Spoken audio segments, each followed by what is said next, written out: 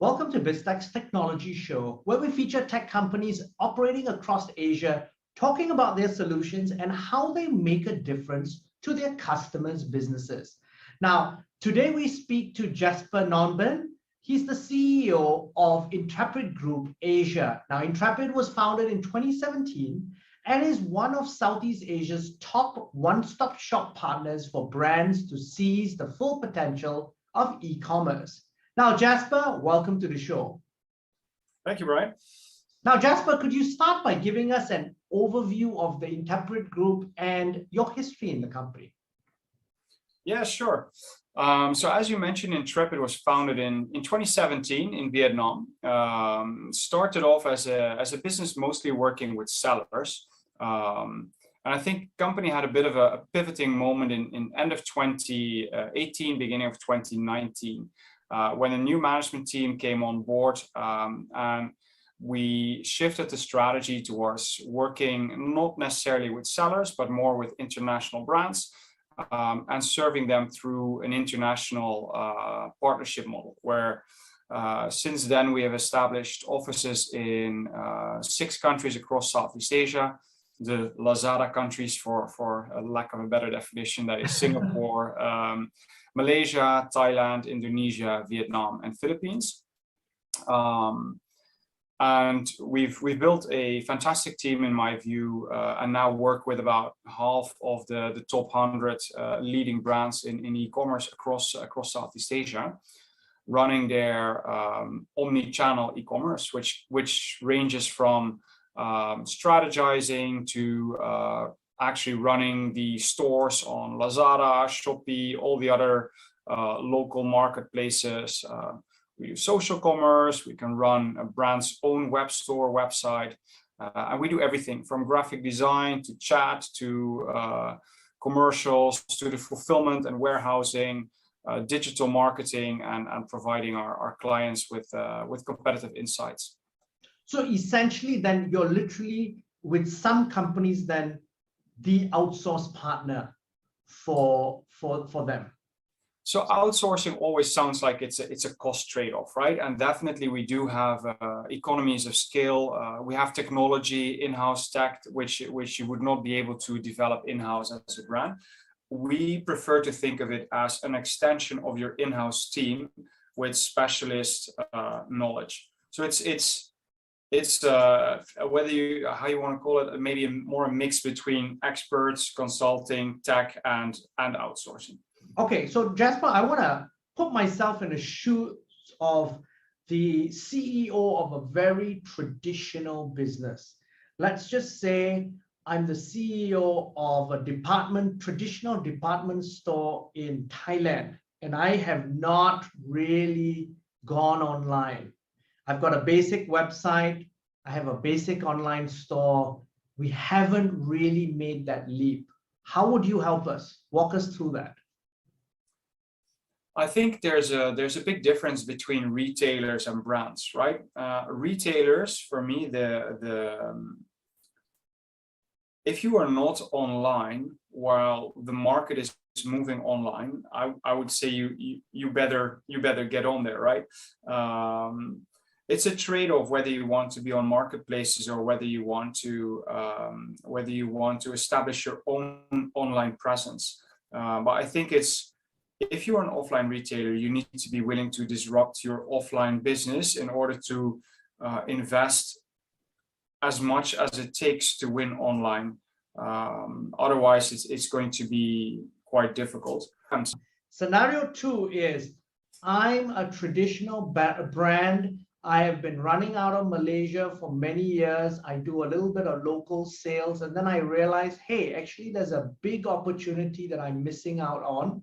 I don't have the skill sets. I don't have the people. I need to do this really quickly because foreigners are actually coming to Malaysia and buying my products. So how do I go to you and how do you help me? So it depends on your go-to market, right? In Malaysia, if you already have a presence on the leading marketplaces, we can run that for you, and we typically grow the business faster than, let's say, whether a distributor is managing it, someone without the specialist knowledge. If you have distributors in other countries, we can run it across the region. If you are not yet on all channels, we can launch you on all channels. So basically, we can build or we can run an online omni-channel e-commerce setup for most brands. Okay.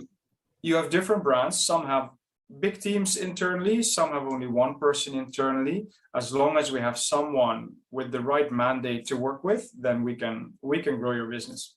So essentially then, and this is really the way that traditional businesses can scale up very quickly at relatively low cost without having to think through and experiment. They partner with somebody like you and you take them regional really quickly, digitally. Regional, I think, is a slightly different take, right? If you look at the setup of Southeast Asia, if you have products in one country, you would need to still do the intra-Southeast Asia importation, exportation. So that's an extra step, which has a few more hooks. So our typical model is where we partner with brands in a given country and accelerate their growth in that country. Okay. So in that sort of area, they would have to work with other third-party providers and stuff like that to help them with that. Usually, yes. Okay. So within your ecosystem itself in the region, who are your key partners and stakeholders?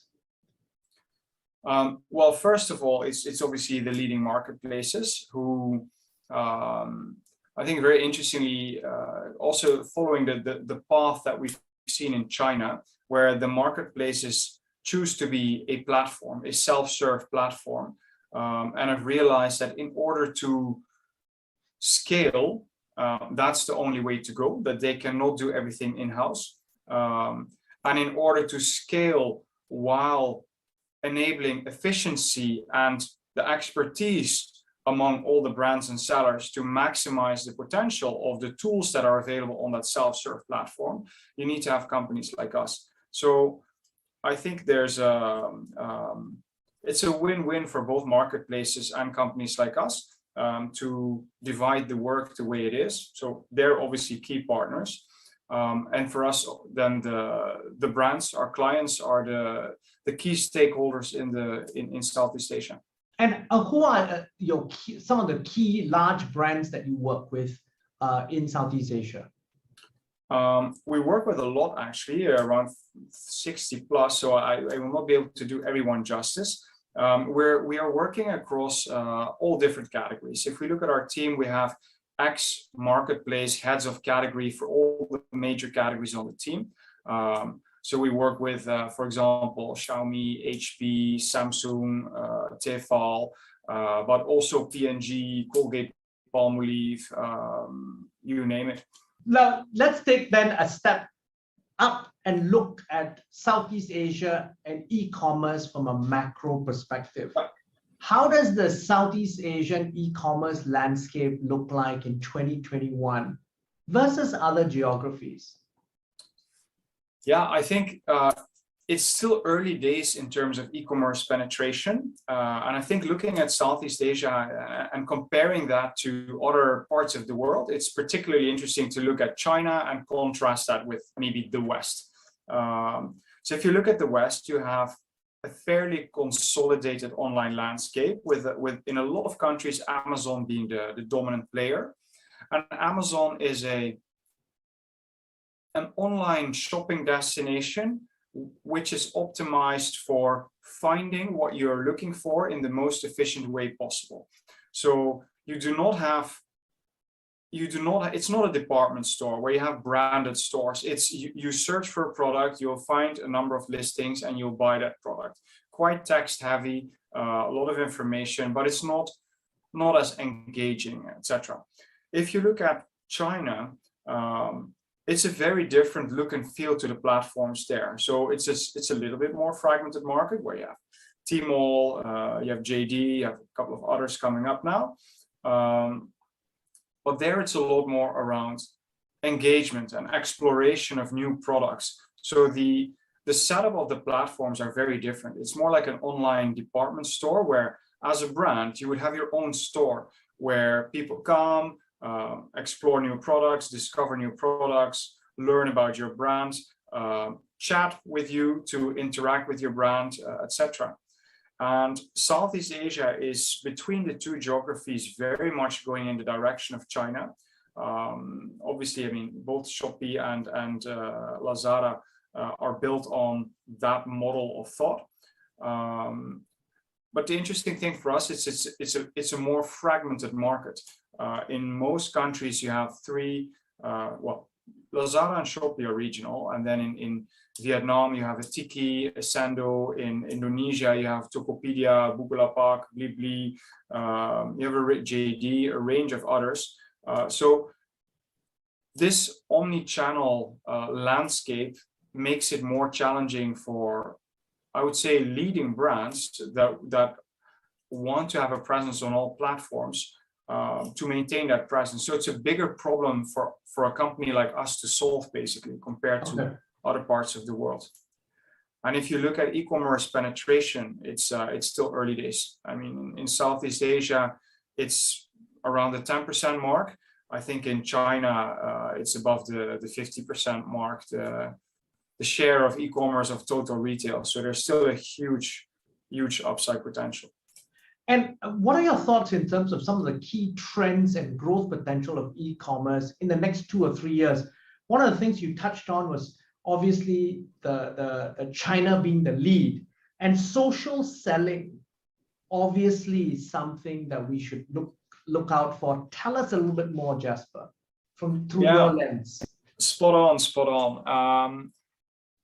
I think it's super interesting to see there's a big convergence happening, right? Where the marketplaces are opening up and let's say they have more live streaming, they have more gamification. So they're trying to become more social and more engagement platforms. Whereas the social media giants, whether it's Facebook, Instagram, or TikTok, are clearly moving in the direction of offering more and more e-commerce. Facebook Marketplace, TikTok e-commerce being launched, etc. So there's a big convergence happening. What it means practically for most brands is we're offering also social commerce as one of the channels in our omni-channel offering. And social commerce in Southeast Asia at the moment is conversational commerce, where you go on you see an ad on Facebook, on Instagram, wherever. You go to a brand page, you're able to browse a catalog there, and you're able to chat with the brand. And there's an entire Q&A or browsing your portfolio and checkout flow built into that. So I think this is an area that we see growing a lot, and where brands have a big interest. If you look at the mechanics of how that works, it's very different, right? Because on a marketplace, they've invested hundreds and hundreds of millions in marketing to get people to download their app and establish the habit of shopping on that app. So there's quite a bit of organic traffic. On social media, our friend Mark Zuckerberg doesn't give lunch away for free anymore. So yes, there you have to pay for that traffic, but the cost structure is different. It's more marketing reliant.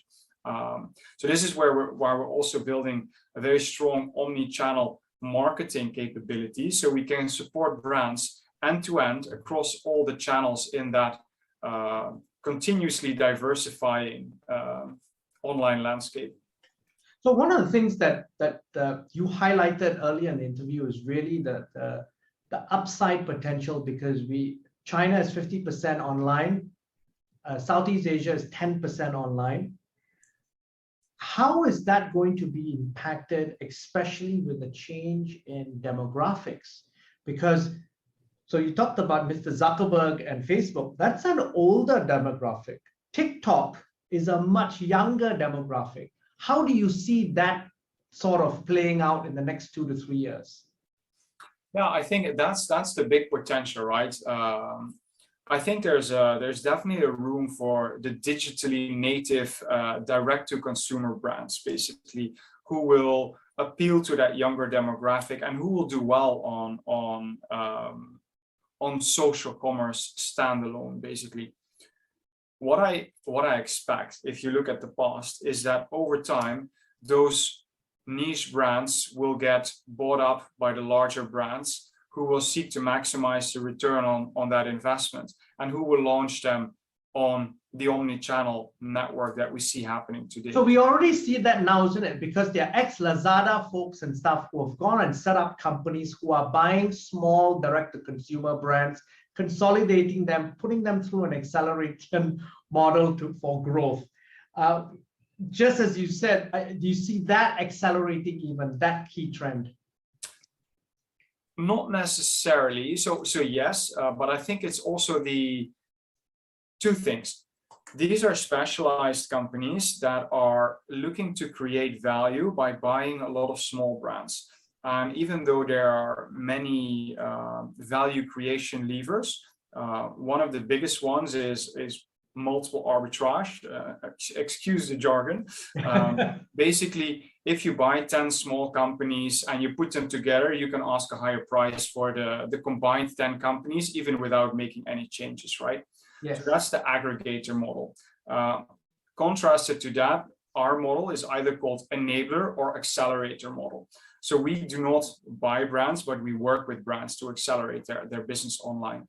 What I meant more is that I think that, let's say, if you look at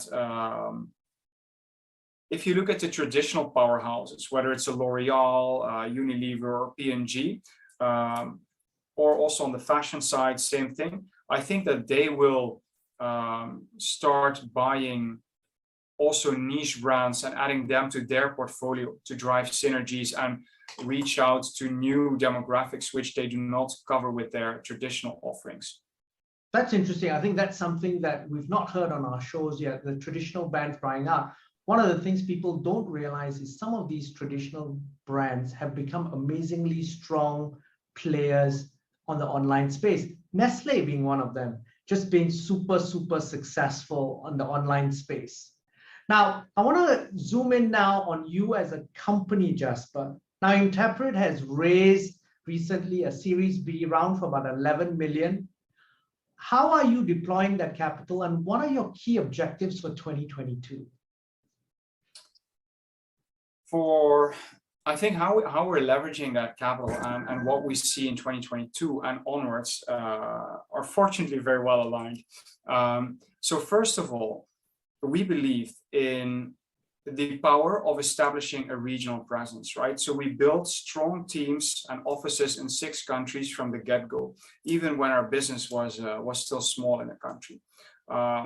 We obviously need to fund operations until we hit the scale in every country to pay off for that footprint. On top of that, we're investing heavily in a number of capabilities which we believe will help us compete sustainably in a differentiated way going forward, and that will offer superior value to our brand clients.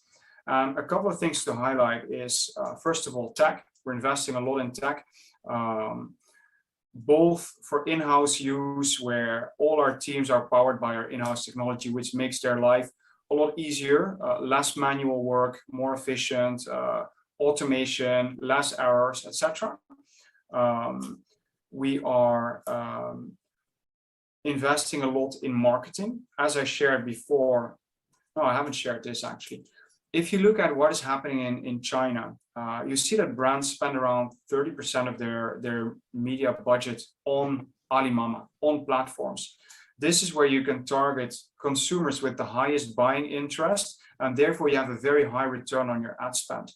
This is coming in Southeast Asia as well, but at the moment it's still small, because both Lazada and Shopee and Tokopedia as well, they only offer limited ads, but this is going to increase a lot over the coming years. So we're building a very strong capability, both people and technology, to run performance marketing and actually entire funnel marketing with the highest returns in the market, and seamlessly bridging e-commerce and marketing, because often brands are faced with silos. We look to break through those silos. So we have very strong alignment between our e-commerce teams and our marketing teams, which helps to optimize performance.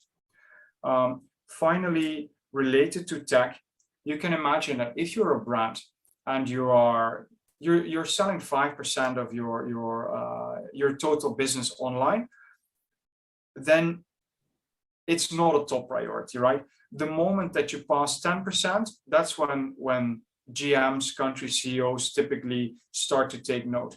When you're hitting 15, 20, 30% plus of the business, you'll get to a stage where you want all the data you can get to manage your business. You want a very granular view of your own business, and you want to invest in what are your competitors doing? What's my market share? What are all other meaningful leading indicators that will help me make decisions that will grow my business faster and at a higher cost efficiency?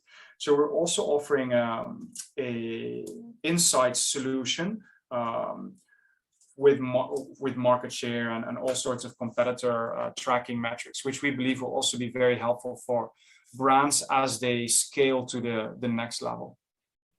So data, technology, marketing, capability investments combined with a full geographical footprint. That's what we believe in as a proposition, and that's what we're putting our money on for 2022. So Jasper, then, through this 4-year journey, share with us and share with our audience really, what are some of the key lessons that you've learned from growing this business up to this point? All right. Lesson learned. I think the key one for me is, even though it's a digital business and it's very data heavy, very tech heavy, it's ultimately a people business. The way I see our business model is we talk to brands and we ask for their trust. We ask them to trust us to manage their fastest growing, most strategic part of the business, which is a huge ask if you think of it, right? So we don't take that lightly, and we want to make sure that we deliver on that trust. And I believe that we can only do that in the right way by having the right people in the right spot in our company. So ultimately, it's very much a people business, whether it's the partners, the clients, or our internal team. And that's the thing that I'm very proud of. I think we've built an exceptional team across Southeast Asia. Yeah, and that's the key thing. And on the flip side of the equation, what do you think you would have done differently? Yeah, always good to reflect. I think we've been aggressive in our establishment of a regional footprint very early on. But overall, we've taken a very prudent approach to growing the company. If I look at the traction, the growth, and the success that we have now, I would have been comfortable going even more aggressive and investing more earlier to accelerate the journey even more. Now, Jasper, final question. What are your final thoughts you would like to leave us with before we end this interview? Final thoughts. I think it's still it's a big Jeff Bezos cliche. It's still day one, both for us as a company and for Southeast Asia. I think 10% roughly of the world's population is living in this part of the world. With if you look at e-commerce penetration, digital adoption, disposable income, still so much room to grow, that I really think that this is the decade of Southeast Asia. And yeah, we're super excited to be a part of that journey. Now, Jasper, thank you very much for taking your time to be on the show. Welcome. Great to have me. Thanks. Now, I'm Brian Fernandez, and we've been speaking to Jasper Knoben. He's the CEO of Intrepid Group Asia on Biztech's Technology Show. This video will be on our Facebook and LinkedIn sites, as well as our website, www.biztech.asia. Please subscribe and like our various platforms. Thank you very much for tuning in.